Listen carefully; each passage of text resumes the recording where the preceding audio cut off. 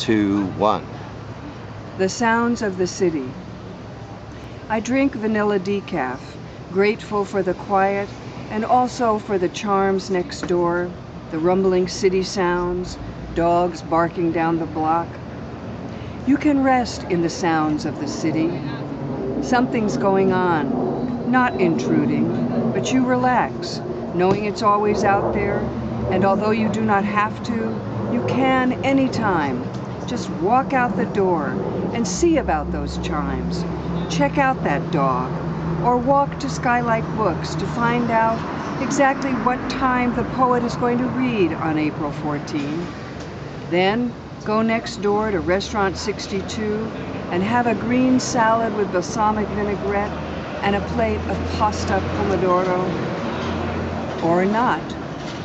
You can also stay exactly where you are and watch the daylight fade on the fragrant geraniums of Mariposa Street and wonder where those people in the plane overhead are going anyway.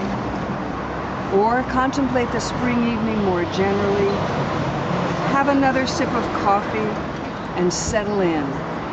It's Passover, you remember, and the angel of death has spared us again. Something is moving, not death, but a breath passes over us and also stays, sitting with us, saying, yes, that is what I meant. That is it, exactly.